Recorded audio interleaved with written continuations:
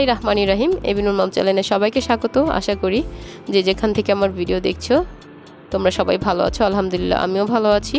আর শুরুতে first of all আমি মালাই কেশরের remix face প্যাকটা, যেটা হচ্ছে ফেসিয়াল প্যাক, এটা নিয়ে চলে আসলাম। আর এই দেখো, মালাই কেশর এক সময় কিন্তু অনেক একটা ফেমাস একটা প্রোডাক্ট ছিল, যা কিনা লাগানোর সাথে সাথেই দেখা হয়েছে ব্রাইটনেসটা কতটা ডিস্টেন্স লুকটা দিত আর কি, অনেক বেশি ব্রাইট হইতো এমন কিছু। তো আমি আসলে এটা দিয়ে তেমন কোনো ফলাফল পাই নাই, যেহেতু কিছুদিন যাবত আমার ঘরেই রয়েছিল। আর এটা কিন্তু অনেক আগেই দেখাইছিল প্রোডাক্টের রিভিউ, আসলে এক একজনের কাছে এক এক সময় পৌঁছায় আইসা। যাই হোক, এত কথা না বলে আমি দেখো প্রোডাক্টটা একটু হাতে নিয়ে তোমাদেরকে ঘষে মেজে দেখাচ্ছি। আসলে তেমন কোনো এক্সচেঞ্জ নাই, যেরকম দেখায় তেরকম কিন্তু হয় না। আর সবচেয়ে বড় কথা হচ্ছে, এখানে কিন্তু মালাই কেশরের যে রিয়েল না ফ্যাক সেটাও কিন্তু আমি বলতে পারতেছি না, কারণ এই নকলের বাজারে রিয়েল প্রোডাক্ট খুঁজে পাওয়া খুব মুশকিল আর দুর্বিষহ।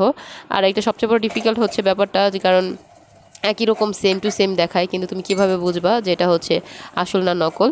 তাই সবাই কেনার আগে যে কোনো জিনিসই প্রোডাক্ট কিনো না কেন, আর যেখান থেকে কিনো না কেন, অবশ্যই যাচাই বাছাই করে ভালোভাবে দেখে শুনে কিনবে। অনেকেই আছে আমরা প্রোডাক্ট কিনে ঠকি, আর এটা স্বাভাবিক। এখন ঠকানোর এটাই বেশি চলে আসছে, ট্রেন একটা আর কি, ট্রেনিং পয়েন্ট চলছে যে যাকে ঠকিয়ে আগে কে কে জিততে পারে। যাই হোক বন্ধুরা, অনেক ধরনের অনেক কথা বলে তারপরে আমি আমার মালাই কেসের ব্যাপারটা কমপ্লিট করে নিলাম বা শেষ করলাম এর ব্যাপার। আর এখন আমি হচ্ছে আমার কিচেন সিঙ্কে টুকিটাকি কাজ ছিল সেটা কমপ্লিট করে নিচ্ছি পাশাপাশি।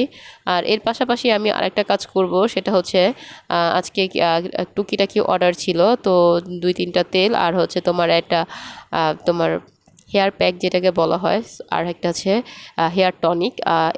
এই কয়েকটা জিনিস ছিল। তো আমি গতকাল কিছু বানিয়েছিলাম, ভিডিও শ্যুট করতে পারি নাই, প্রচুর অসুস্থ। যেহেতু আমি ঠান্ডা, কথাই বুঝতে পারতেছো হয়তো বা যারা আমার কন্টিনিউয়াসলি ভিডিও ব্লগটা দেখো, আমি কিন্তু ঠান্ডা সর্দি জ্বরে আক্রান্ত, এখন পর্যন্ত টোটাল সুস্থ হতে পারি নাই। বয়সটা এখন অনেক আর প্রচুর ঠান্ডা এমনভাবে লাগছে, মানে ওষুধ খাচ্ছি তারপরেও কমতেছে না। যাই হোক দেখো, গত রাতে কিন্তু এই পাতিলে ডাল ছিল, গ্যাসের প্রবলেমের কারণে কমই ছিল, কিন্তু হুট করে কখন যে এত তাড়াতাড়ি গ্যাস আইছে, পাতিলটা পুড়ে গেছে। আর এমনভাবে পুড়ছে যে আমি অনেক ঘষা মাজা অনেক ট্রাই করার পরে কিন্তু কমপ্লিট উঠাইতে পারি নাই। কোনো আপির কাছে যদি এর কোনো সমাধান থাকে অবশ্যই আমাকে জানাবে। তারপরে দেখো, আমি এইটা ফ্রাই প্যান বসিয়ে দিয়েছি। আমি তেলটা আগে কিন্তু আমার কমপ্লিট করাই ছিল, বাট যে প্রবলেমটা তারা বলছে আমার যে কাস্টমার, তো তার প্রবলেমের সাথে সাথে চুল অনেক পুড়াই যেতেছে, প্লাস হচ্ছে তোমার একবার ফাঁকা ফাঁকা জায়গা। তো এর জন্য আমি ওই তেলের মধ্যে আরেকটা কয়েকটা রেডিমিক্স মিক্স করে নিচ্ছি, যেটা হচ্ছে তোমার লং দিচ্ছি আর শুকনা, এটা হচ্ছে শুকনা কিন্তু তোমার নিম পাতা, তারপর হচ্ছে এটার মধ্যে দিচ্ছি তোমার মেথি। এই কয়েকটা ইনগ্রিডিয়েন্টস দিয়ে কিন্তু আমি ভালো করে এটাকে ডিম আছে জাল করে নিব। আর এই তো এখন কিন্তু আমি দ্বিতীয় প্রসেসটা তোমাদের ওই পাশাপাশি এটা দেখাচ্ছি। আর এটা হচ্ছে তোমার দেখো ঘোলা পানি, মানে বলতে হচ্ছে চাল ধোয়ার পানিটা।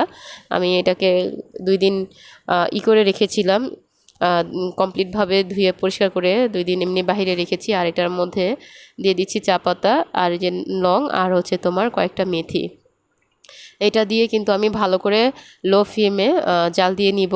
আর এটাকে আমি দিয়ে দিব, মাঝামাঝি পর্যায়ে আসলেই বলকটা আসার সাথে সাথেই তেজপাতাটা দিয়ে দিব। আর তেজপাতার যে খোসাটা আছে ওইটা দিব, তেজপাতা তো আর নাই, সরি, পেঁয়াজের যে খোসা, আমি তেজপাতা করতেছি, সরি টু সে।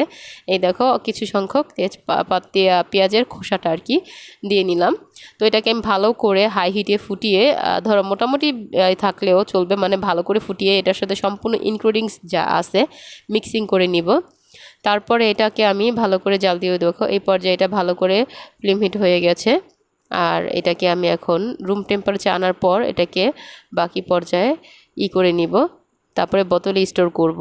কাচের জার হলে ভালো হয়, যেহেতু আমি এটা আমার ছোট্ট একটা বিজনেস পার্ট, তো কাচের জারটা আসলে খুব কস্ট হয়ে যায়, আর অত এক্সপেন্সিভ জিনিস আসলে দেওয়া হয় না, কারণ মূল্যের ক্ষেত্রে, দামের ক্ষেত্রে মূল্যটা কিন্তু ওরা কম বেশি বলে। যার কারণে আমি বুঝে সুঝে আমি প্লাস্টিকের জারগুলি, যেগুলি আমার সচরাচর বাচ্চারা খায়, দেখা যায় কোক, আইসক্রিম, ড্রিঙ্কস, জুস খেয়ে থাকে, ওই বোতলগুলি আমি এগুলিতে দিয়ে থাকি, সাপ্লাই দিই।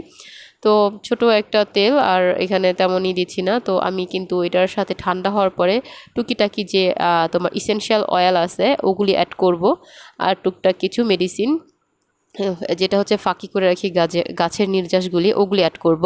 এটা আমি দেখাচ্ছি না, যেহেতু আমার এটা বিজনেসের একটা পর্যায়ে চলে আসে, তো আমি এভাবে তোমাদের দেখিয়ে নিচ্ছি। আর এখন হেয়ার টনিকটা রুম টেম্পারেচার আনার পর কিন্তু আমি এটাকে একটা স্ট্রেনারের মাধ্যমে ছেঁকে তারপর এটাকে ভালো করে নেড়ে ঢেলে নিব। আর এটা কিন্তু অনেক উপকার হয় এই হেয়ার যে তোমার টনিকটা আছে, এটার কারণে কিন্তু তোমার 2বার স্প্রে করতে হয়, 2 বা 3বার তুমি যখন দাও এটা পানির মতোই শুকিয়ে যাবে। প্লাস হচ্ছে তোমার প্রচুর চুল গজাতে সাহায্য করে আর চুল পড়াটা অনেক কম করে। যাই হোক বন্ধুরা, অনেক ধরনের অনেক কথা বলে ফেলেছি। আর আমার কাজের ধরন দেখাতে দেখাতে এই মুহূর্তে যারা আমার সাথে জয়েন হয়ে আছো, যারা ভুলে গেছো একটা লাইক দিতে, প্লিজ একটা লাইক দিয়ে যাও আর কমেন্টসে জানিয়ে দাও আমার কাজের ধরনগুলি তোমাদের কাছে কেমন লেগেছে। আর এই তো দেখো এখানে কিন্তু এটা হচ্ছে একটা এসেনশিয়াল অয়েল ফেস মাস্ক। এটা কিন্তু আমি আমার যে হচ্ছে আমরা রাইস সিরাম বলে, অনেকে অনেক ধরনের সিরাম নেয়, বাট এই সিরামটা কিন্তু আমি বাসায় তৈরি করেছি। এই কোটাটা আমার কাছে আগে ছিল অনলাইন থেকে নেওয়া। আর এই সিরামটার মধ্যে কিন্তু জাফরান অ্যাড করা ছিল, তো এখান থেকে আমি কিছু সংখ্যক তেল দিয়ে দিয়েছি।